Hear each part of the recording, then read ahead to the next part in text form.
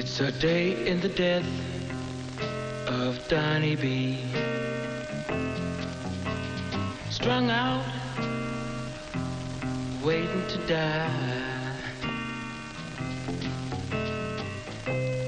Nothing to laugh at, no one to cry.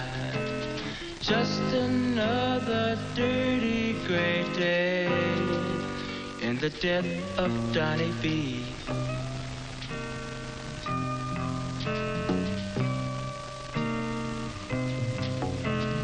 Just another dirty gray day in the death of Donny B.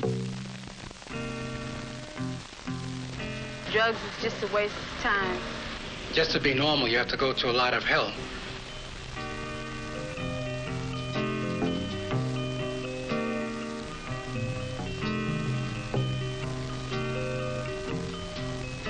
It's like suicide, jumping off a bridge.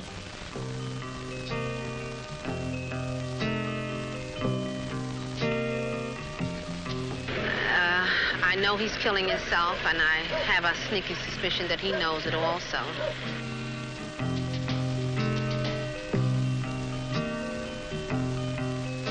This is one of the places where you usually find a junkie. This cold, narrow, steel barred cell. You will see him in here, double up in pain, sweating it out, waiting for tomorrow.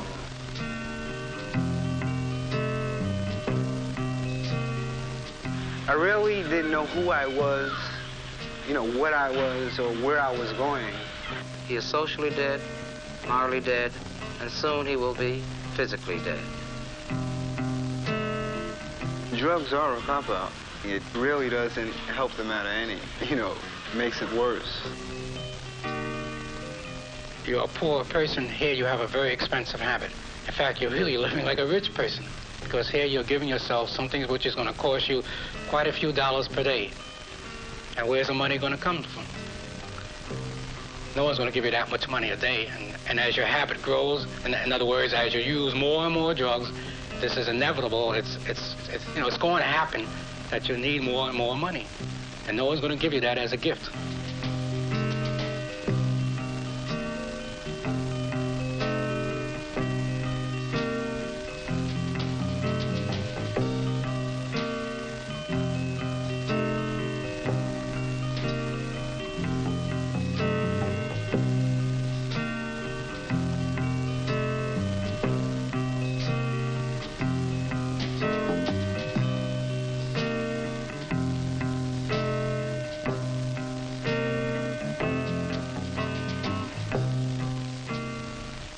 No one is going to have to be sorry for you and give you money just to be giving you money, but because you look sick, because your habit is coming down on you.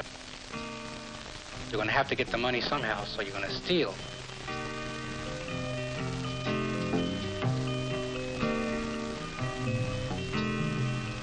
There's no future for him. As it stands in reality, there is no present because he's really non-existent. His whole world consists of, let's say, of him.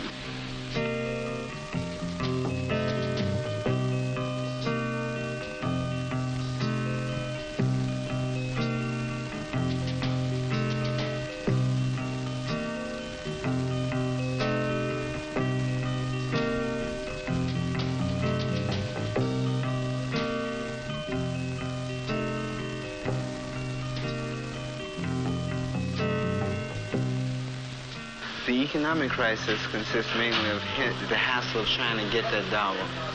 Stealing, lying, cheating their friends. They like to use people for what they can get. They might as well be dead. My husband has been around this problem quite some time, and when it hit our family, at first, it sounds so cruel for my husband to say, well, I guess I better go out and get some more insurance out on him, because since he doesn't give a damn about his own life, at least we can make some money from him. And I thought this was very cruel to have my husband say something like this. But then when you sit down and think about it realistically, this is exactly what he's doing. what has to happen, the addict has to like change his present view that he has of himself. If he doesn't, he will remain a walking corpse. And until this thing happens, he will continue on this path to nowhere. It's a day in the death of Donny B. Can't see a blue sky above. Can't feel the raindrops. Can't feel the sun. Can't know a lover. Couldn't have one. Can't feel the snowflakes. Can't work or play. Too busy finding a fix for the day. Just another weary, worry day in the death of Donny B.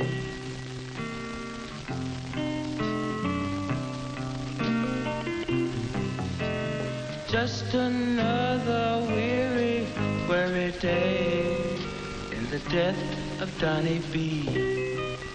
When you come into court, you see these people standing before the law, you can realize, gee, I remember seeing that person walking around, the neighborhood, a few months ago.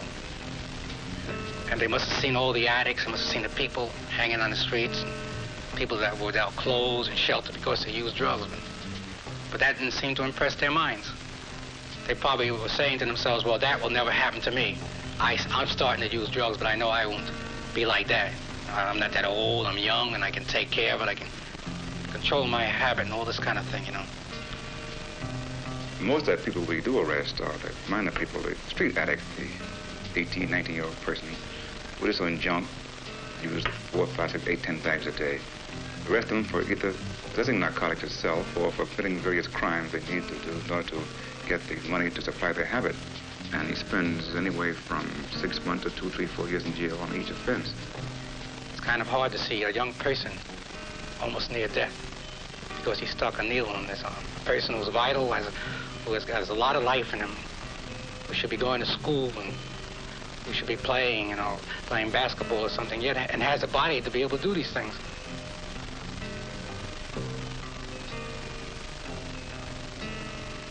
This happens time after time.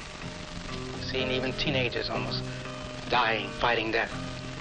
Many people stand around in the crowd, and watching this person if they see this kind of thing, and there's not too much sympathy for it.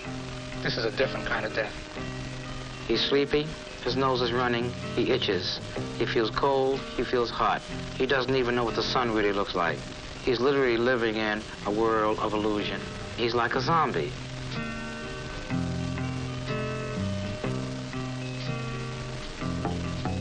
It's a way of living for Donny B. Jiving his friends for a buck. And nothing else matters. Nobody cares. Hanging around to raise a little bread for the death of Donny B.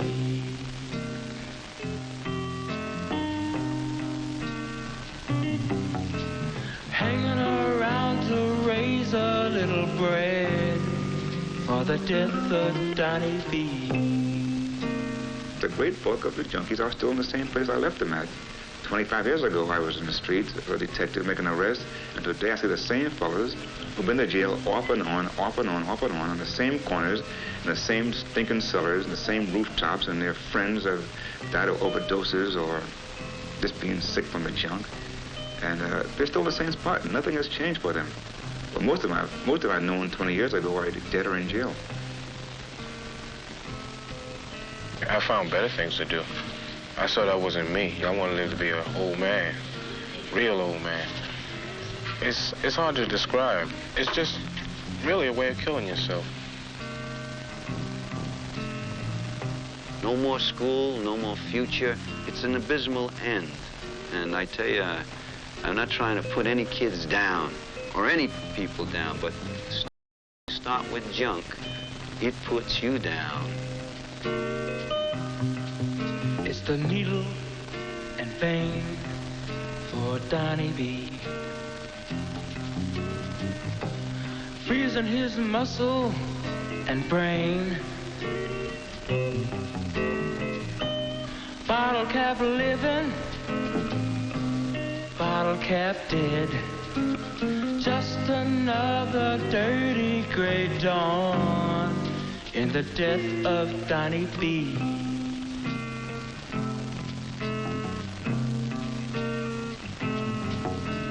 Just another dirty gray dawn in the death of Donny B. So it's a pretty rough story. There's no easy way to tell a guy, don't take it because you get jaundice, because you get syphilis, because you die. No, he doesn't want to listen. This guy knows everything about dope. The only thing he doesn't know that when I see them in the autopsy room on a Monday morning, you see this fish-eyed look looking up at the ceiling. It's the end of the road. And then you got to call the old lady and his mother and tell her to pick up the brown paper bag up front and take all his clothes. That's the end of the road for her boy. And then she says, why? Why? Goodbye, Donny. You're feeling no pain. Messing up your life with that needle and vein.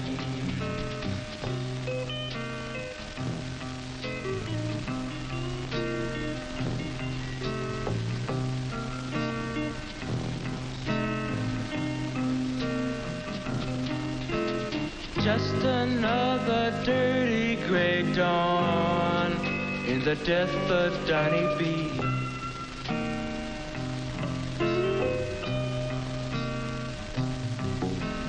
Just another dirty gray dawn in the death of Donny B.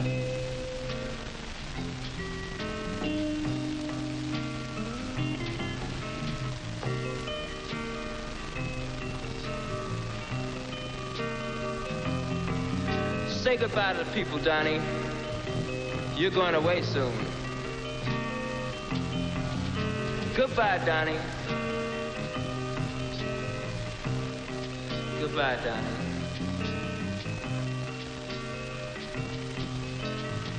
Goodbye, Donny.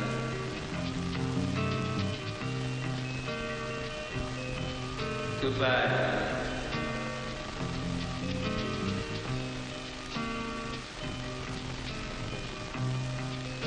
Goodbye.